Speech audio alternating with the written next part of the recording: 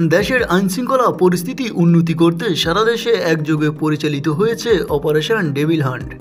এই অপারেশনে যৌথভাবে পরিচালনা করছে সেনাবাহিনী, বিজিবি, র্যাব, পুলিশ ও পুলিশের গোয়েন্দা শাখার ডিবি। গোয়েন্দা সংস্থাগুলো তথ্য অনুযায়ী বিভিন্ন প্রযুক্তি ব্যবহার করে অপারেশন সন্ত্রাসীদের গ্রেপ্তার করা হয়েছে প্রায় 1200-র বেশি।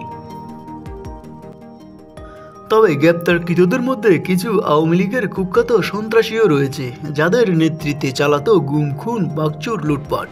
স্বরাষ্ট্র মন্ত্রণালয় জানিয়েছেন, প্রতীত আওয়ামী লীগের সন্ত্রাসীরা দেশে আইনশৃঙ্খলা পরিস্থিতি যেন নষ্ট করতে না পারে, সেজন্য এই অপারেশন পরিচালনা করা হয়েছে।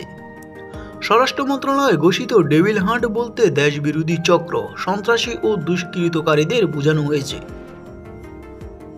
তবে এ বিষয়ে সোমবার 10 ফেব্রুয়ারি সচিবালয়ে এক সংবাদ সম্মেলনে স্বরাষ্ট্র মন্ত্রণালয়ের সিনিয়র সচিব আনিসুল গনি বলেন, প্রতিটি অপারেশনের একটি কোড নেম দেওয়া হয় অপারেশনকে ফোকাস করার জন্য।